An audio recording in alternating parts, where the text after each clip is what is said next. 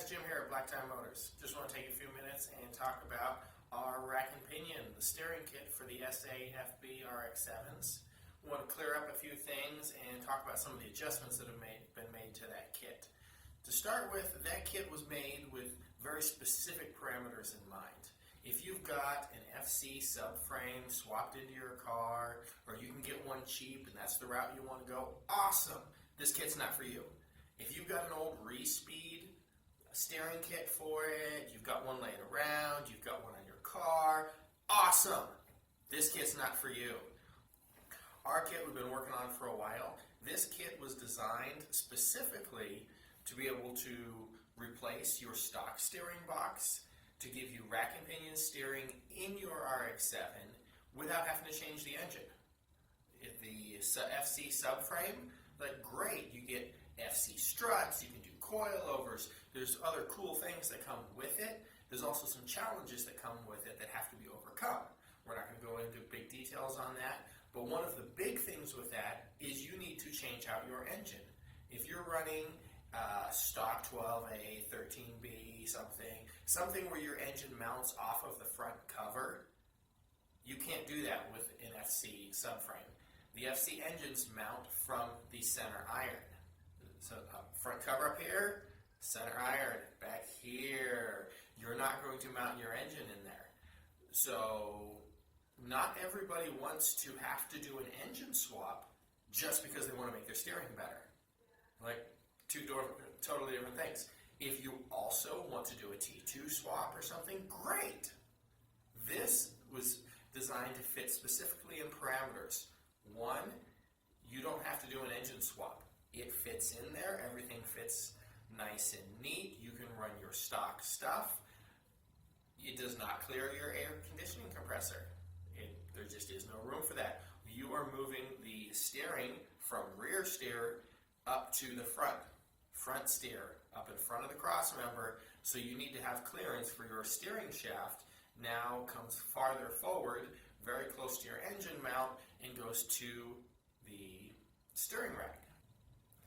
When we began designing this kit, we surveyed a lot of people, and the majority of people wanted it to fit in their car as stock as possible, not to have to make a lot of modifications suspension-wise, a lot of modifications engine-wise, to be able to put this kit in there and run it. Completely understandable. The early versions, the beta versions that were being tested, had straight steering arms or steering knuckles, so you didn't really get very much acronym when you turned.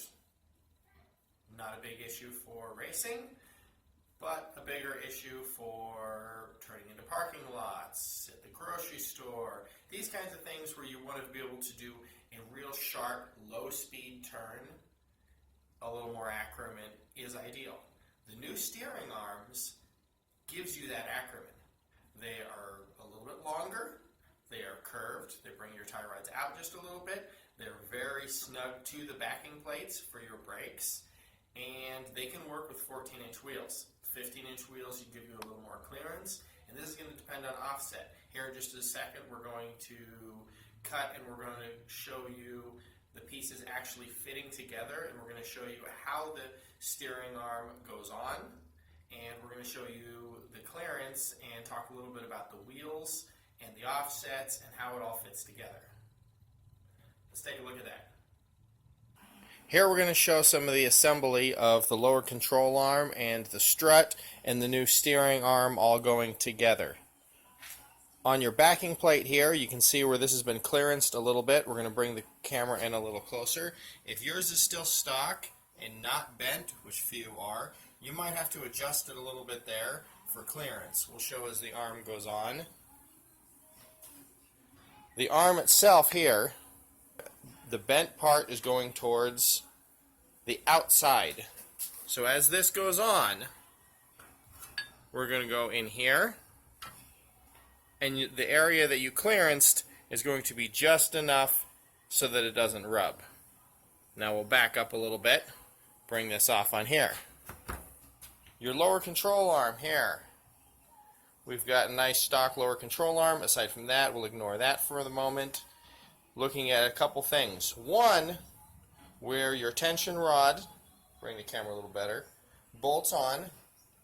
You are going to keep one stock mounting location, and you will drill for the other one as you flip the tension rod over. We will show a picture of that in a little bit.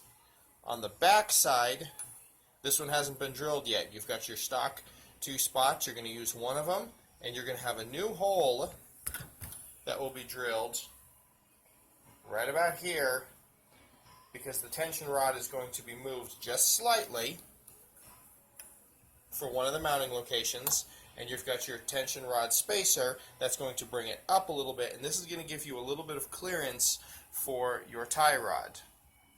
We'll leave that one as is. Now, your new steering knuckle, you can see here, it is going to go onto your ball joint just like your old steering knuckle is. Now we're going to pause the camera for a second, and we will go ahead and finish assembling these. With the new steering arm attached to the lower control arm, you can see we are now ready to take the lower control arm and mount it to the strut housing. As you can see here, we did not put a cotter key in it. Be sure you always use cotter keys, but for the illustration here, we're not going to bother with the cotter key. Now we're going to line it up onto the strut housing. Now, using our stock bolts we have here from our old steering arm, we're going to attach through our new steering arm and attach it to the strut housing. Now here you see it attached with the stock hardware. If you're running a lowered vehicle such as coilovers or something, this would have been the ideal time to add your roll center blocks in there to correct your roll center. Those normally sandwich right in between here, and they are a huge improvement in your handling if you're on a very low vehicle. Now that you can see it together, we'll take a look over here at the steering arm. As you can see right here, this arm is very, very close here. This is where we clearanced it. We're very close here. We do not have a lot of clearance between the two, but we do have enough, as neither one of these is really going to be flexing, so they're not quite touching. If they are, you can clearance them just slightly more. This is the version 2 of the arms. Not stock, but the original ones that we had stopped, and the tie rod connected in. They were a little shorter, about here. They did not have the bend to them, and they cleared with the stock 13-inch wheels, but the Ackerman was not as ideal as it could have been. This is a much better arm. It does not clear the stock 13-inch wheels. I'm going to pause the camera here, and we're going to put this on a GSL SE wheel right over here. We've got an SE wheel. We're going to bring this up here. We're going to put them together, and we're going to show how they fit. As you can see here, we have adequate clearance along the wheel. This is a 14-inch wheel because it's the GSL SE. I forget the offset at the moment, but it's a rather high offset. What you don't have clearance for is your tie rod end. Your tie rod end is going to go in from the bottom. Obviously, there's no room. It cannot go in from the top because you have no room. So if you're running this high of an offset wheel in 14-inch, you're going to need to run spacers. I've got a spacer up here. We're going to add in there in just a second. If you're running something larger, like a 15-inch wheel, you should clear just fine. You're going to need to do a little measuring, and I'm going to show from another angle how the end of your steering arm and the wheel and the backing plate, the relation to all of them, so that you can look at it with your wheels and do the measuring and see if you're going to clear or not. So here we're going to add the spacer, and we'll be right back. Here it is with the tie rod end attached. We're going to move around a little bit. You can see we've got clearance. We don't have tons of clearance. We're going to bring it down. Try and show a little more in here. This is a GSL SE wheel, as I said, with an 1.5 inch spacer. You can kind of look in there, you can see a spacer. With the specs on this wheel, whatever that comes out to, that's pretty close to a 0 offset, if I remember the SE specs off the top of my head. So I would recommend going with 15-inch wheels.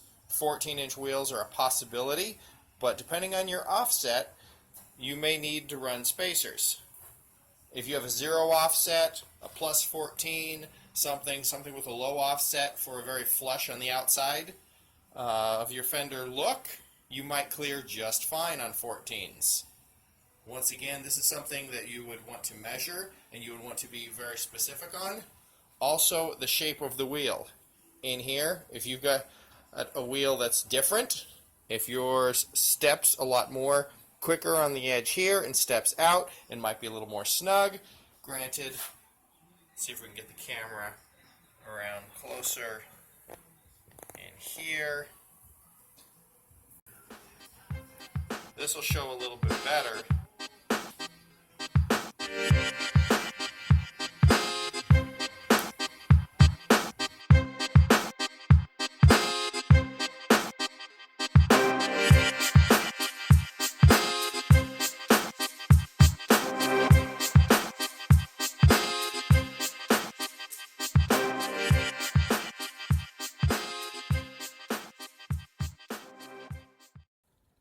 As you may have noticed in that clip of the actual assembly of it, the new steering arm actually goes onto the ball joint. It's tapered to fit properly, and then the strut bolts to the steering arm. It's not sandwiched between the old steering arm and the strut like on the early beta version. Now, all that having been said, if you're watching this video, the steering kit is up for sale now. We're making a limited run right now. I believe it's going to be 6 units that we're putting together. So if you're seeing this right now, it is up on the website, blacktiemotors.net. It's there, it's available, and go get one while the getting's good. Any other questions I'm forgetting to put in here, ask down below here. Don't forget to like, subscribe, and share. And as always, keep them rotors spinning.